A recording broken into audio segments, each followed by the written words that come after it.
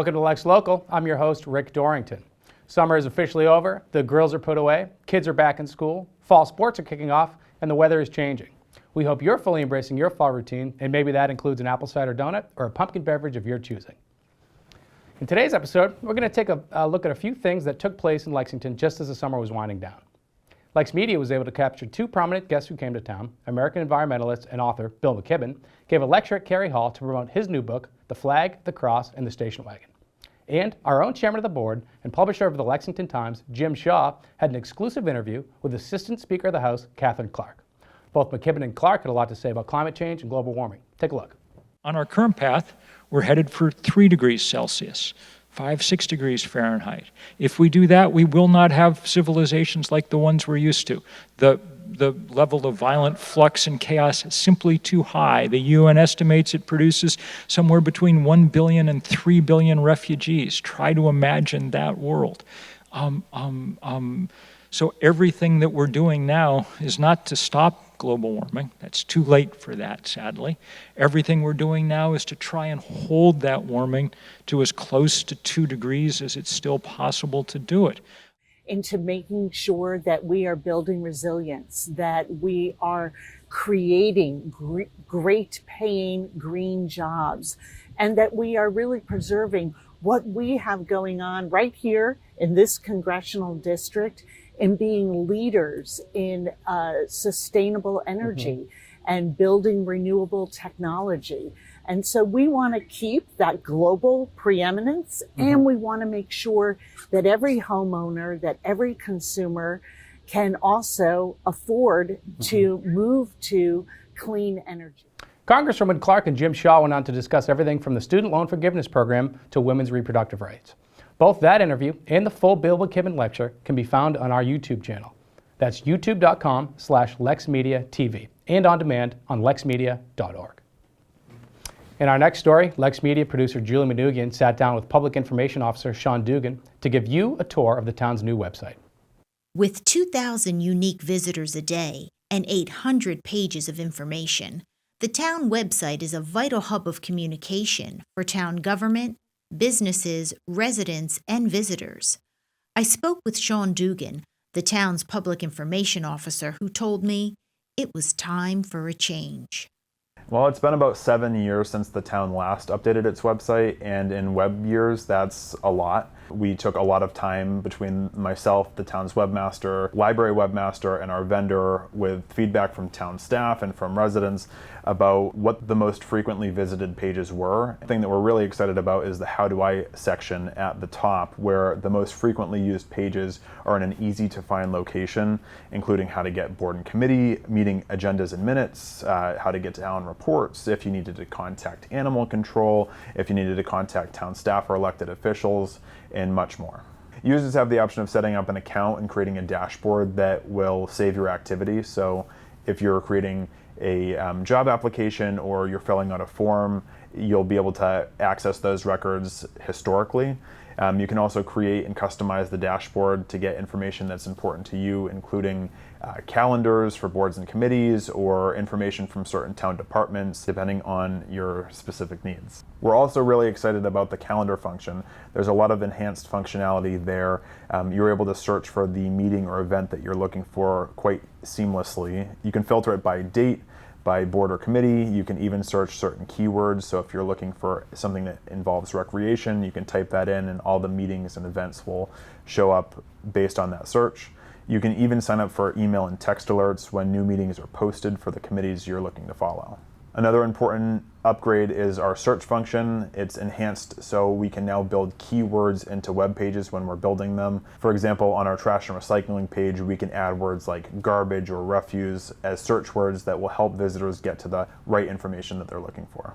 So far, we've gotten a really great response. Everyone seems to be enjoying the new features that the website has to offer. We're continually looking for feedback on how we can make the website better, and we encourage visitors to share their thoughts with us. We have an online form that you can fill out. You can find it under the How Do I section under Contact and Webmaster Website Suggestions. We understand that it can be tough to get used to a new platform where things look a little different. After 7 years, we're really excited to launch the new lexingtonma.gov, and we really hope that the residents find it to be easy to use and valuable. Our thanks to Julie. There's much more ahead. We'll be right back after this break.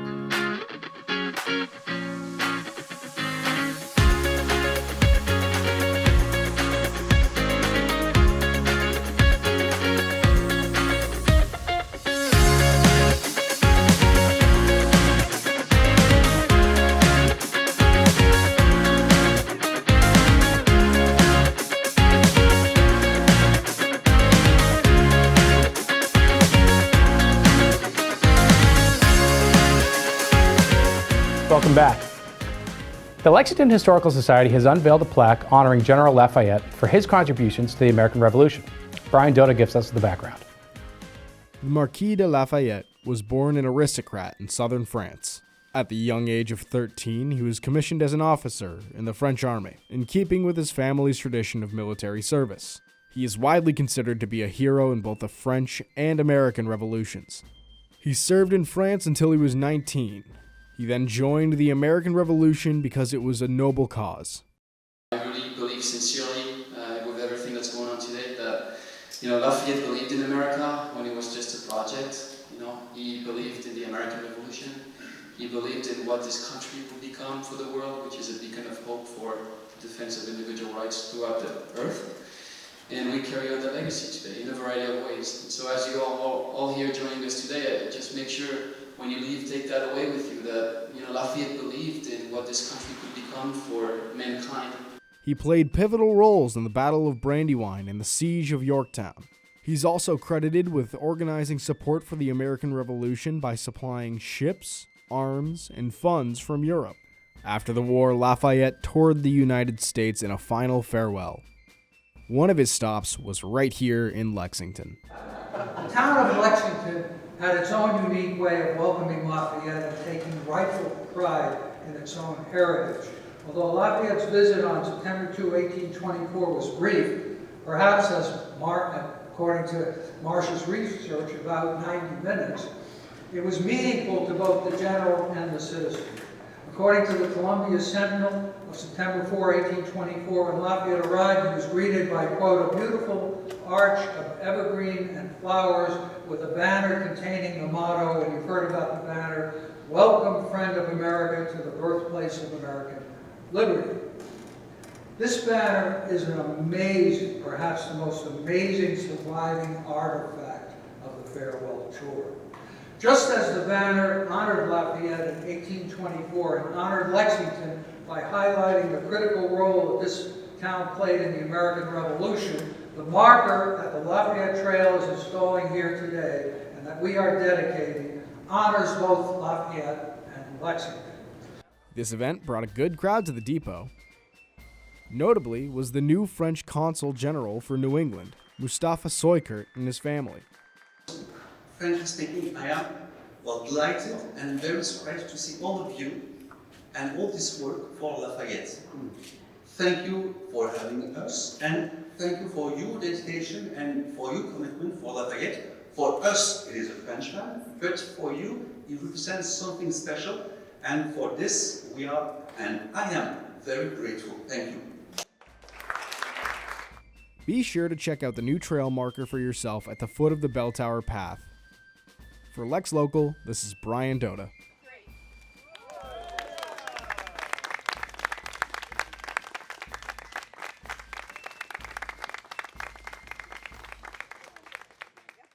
What exactly is going on at 15 Depot Square? It's a pop-up shop where rotating brands are given the opportunity to have a brick-and-mortar store. It's funded partially through the town's American Rescue Plan Act, that's ARPA for short, to drive more business downtown and create a more vibrant center.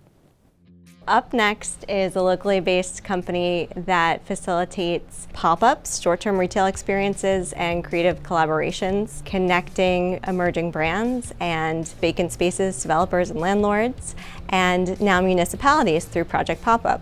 We work primarily through grant funds to bring retail incubator spaces into downtowns as an economic development tool. Project Pop-Up was a very creative proposal that was brought to the Select Board by the Economic Development Office when we asked for suggestions on how we should best deploy our ARPA funds that the town received.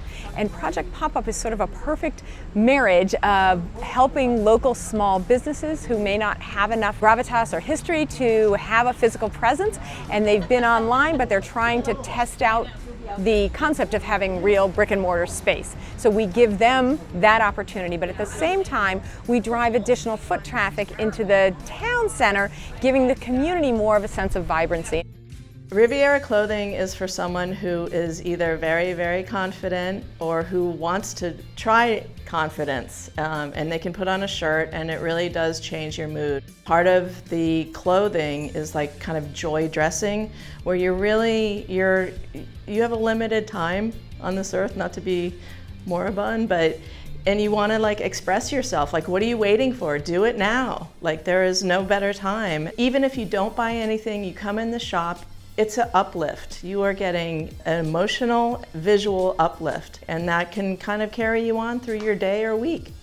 I feel so fortunate and lucky to have gone through the application process and been accepted as a brand to Project Pop-Up. This is an amazing space, and I think having a brick and mortar, you get an instant reaction of the consumer. It's so different to see the clothes in person, and I think it's even more vibrant and amazing when you get to see a consumer interact with your pieces and especially try them on. And it's like, I don't even have to do anything. They try them on and look in the mirror and are like, wow, this is so cool. I love this color. And like some people are like, I never would have thought that I could pull this off, but you can. The vibrancy of the center is really what drives the community. It's the community's living room. We all can come together. You walk down the street to get your newspaper, to get your ice cream cone, to get your dinner, to buy some cool new clothes, and you run into your neighbors and you run into the kids who play on your kids' teams, and it's just, it makes us all feel connected, and it gives us a place to come and to be together. It also helps keep the businesses that are here vibrant. They need foot traffic, they need customers. We all want the kind of center that has destinations in it. It is essential to have a vibrant community because it is what makes living off screen, you know, stepping out from your Zoom, living in an interesting, unique community worth it. It is what makes people feel that they're a part of something and want to enhance their own communities and care about the places that they're living and figuring out how they can contribute to making it a really wonderful place to be. So we all play a part in that. People come in, say hi, and I think it trickles down to the rest of the community, where the town of Lexington has been very open and really receptive, and I can't thank them enough, and especially Project Pop-Up for really working hard to make this space possible. It's been amazing.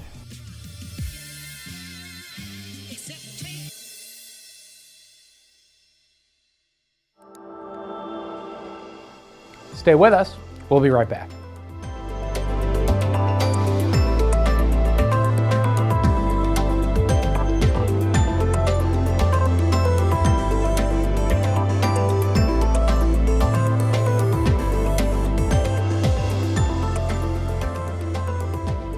Welcome back. And now a new feature on LexLocal, Sports Covers with Terry Samaras.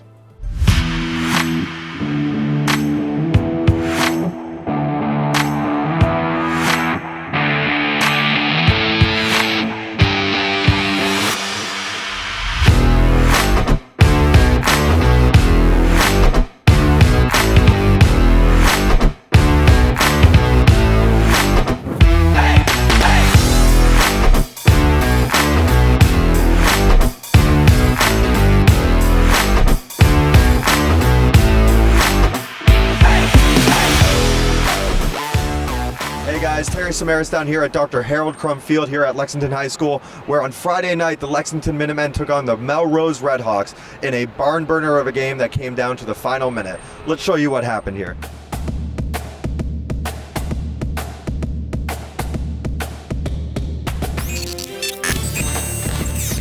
In the first quarter, quarterback for the Redhawks, Josh Madden, took it in for a 2-yard rush, which ended up putting the Redhawks up 7-0. Fast forward to the second quarter, quarterback for the Minutemen, Nelson Mendez-Stevens, took a 26-yard rush to the house. Melrose on him. No room at all. He cuts back. He can throw this ball still. Now he finds some gap. room down the sideline and in for the end zone. touchdown. But they didn't tie it because they missed the extra point. 7-6 Redhawks. Fast forward all the way to the third quarter, where quarterback Josh Madden took another 2-yard rush into the end zone to put the Redhawks up 13-6 because they as well missed the extra point. It was a windy night here on Friday night. It must have been getting inside the kickers' heads. Fast forward to the fourth quarter, and this is when things got crazy. Quarterback Nelson Mendez-Stevens found Jack Mazerall for a 46-yard strike. Jack Mazerall, touchdown! They ended up going for the 2-point conversion and converting it as Mendez-Stevens rushed it in to put Minutemen up by 1 point with 3 minutes to go in the fourth quarter. This had the Redhawks on their heels, but on the very first play when they got the possession, they took it all the way down to the Minutemen 20-yard line. A lot of room right up the gut. Plenty of Madden room. Josh Madden. down the sideline, brought down inside the 20.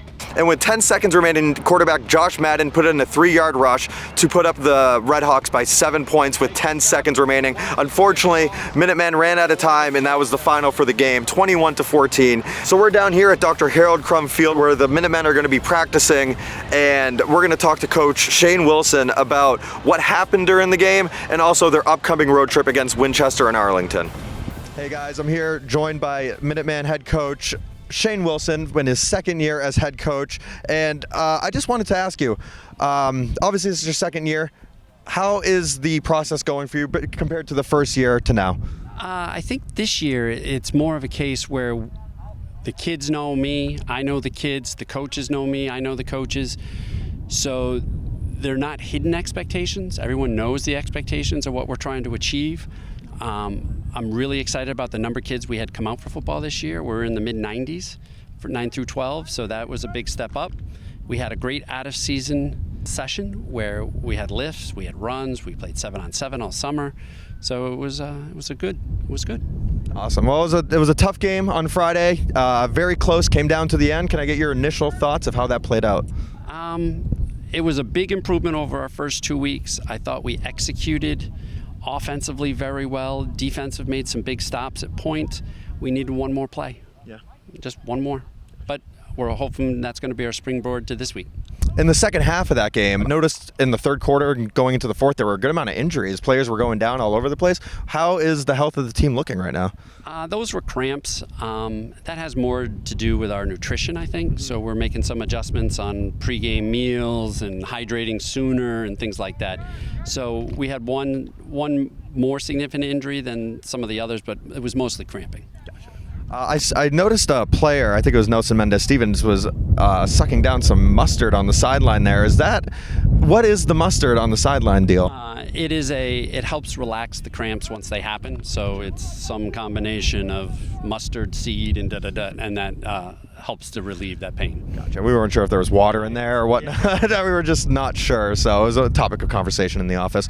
And then we have a road trip coming up. You're going to Winchester and then you're going to Arlington the week after. What are you doing to prepare the guys for these 2 games span here? Okay, so we start our league schedule now. So our record is 0-0, and we're trying to take the things we did really well on Friday against Melrose and get better at them and correct any of the mistakes we made against Melrose. We were 1 or 2 plays away last week, so if we can get those 1 or 2 plays back, and then Winchester, they played a pretty good schedule up to this point. It's going to be a great game, so we just want to give it 100% of the time. Awesome. Well, good luck, Coach. I appreciate you taking the time. Thank you very much. Good luck for at coming practice. out. All right, thank you. Appreciate it. Bye-bye. Back to you guys in office, studio. Finally, one of our favorite things here at LexMedia is getting to host our annual kids class, where we teach kids ages 8 to 12 all about video production and editing. This year, we decided to turn the camera around on ourselves and give you a behind-the-scenes look at all the excitement. Plus, you'll get a first-hand look at all the incredible staff here at LexMedia that make this show possible. Hey, great LexMedia camp! Go, yay! Yay! LexMedia! There we go. The LexMedia Kids class is the most fun that we have all year. It's a chance for us to be very creative. It's for kids who have wild imaginations and who are also technically inclined or interested in learning about video production. I think it's rewarding for us when they get out of their comfort zone. Day one, they're always like a little shy. They're a little apprehensive to like, go out there and meet new people. By day two, they start to open up a little bit, and day three, they're absolutely in love. It seems like they're all friends here. All of a sudden, they start getting a little bit more comfortable in front of the camera and behind the camera. And then it also gets their creative juices flowing a little bit. Like when they come in, we try to write for them and kind of come up with the concept. But by the end of the week, they kind of want to start doing their own stuff. Granted, most of them involve guns and muzzle flashes. The muzzle flashes on the guns, my God. You can really tell by the end of the week the kids are not only having fun with the class, but they're kind of invested. They're all wanting to go out, make their own movies. They really kind of get excited about all the creative aspects that they have. You know, a lot of these kids come in, they're timid, they're shy, they don't know what to expect. And we'll ask for volunteers on day one. For kids who want to be on camera, they might be shy at first, but once they read the script, they get their hands on the equipment, they see how much fun the staff is. By the end of it, they are top-notch, totally engaged and involved and performing A-listers. Today was a great day. We were in the studio all day. The kids really got a feel for what a live news show can kind of feel like. We had our anchors. We were trying to roll in the cuts as we were going through the script. We had our floor director, little Sophia, was counting everyone down and making sure everyone was on set. We were moving pieces, and it went really smoothly, surprisingly so. I think the kids really kind of took it and ran with it. They did a great job today. It's been really cool seeing how their minds work and putting these projects together, just kind of these spontaneous ideas. I'm like, all right, let's do that. Let's have Terry flip the hammer on this clip. It's just been kind of great seeing all sorts of different directions that we get taken by this group. What I hope that the kids take away from this are some life skills that they can carry with them. Things like teamwork, taking an idea and learning how to flesh it out. You know, we all have great ideas, but to learn how you break down a script, how you divide it into 5 days, from pre-production to live production to editing and post-production. So I hope that they learn that, and that's a good life skill for them to have in any project that they need to tackle. I hope so some of the kids that were in this class this week will maybe look more into videography and whatnot and say, oh, I remember doing this at LexMedia. Like I remember when I came in here a while ago, I was just super excited to see all these like buttons and big cameras and whatnot, and just get them super enthusiastic about it when they're young, and so that they'll be able to learn a lot more, a lot quicker. So I want them to take away from this class that it does take a lot of work to put stuff like this together. And I hope when they get older, they're all like 8 to 12 years old right now, I hope when they get older they can take what we gave them, the knowledge that we gave them, and they can go out and create their own content. The only way to get better is to do it more and more often. So we hope to see them in a year or two coming into LexMedia and saying, hey, you mind if I check out a camera, a boom, and a light kit? So we have, I'm getting together with some of my friends this weekend and we want to make a movie.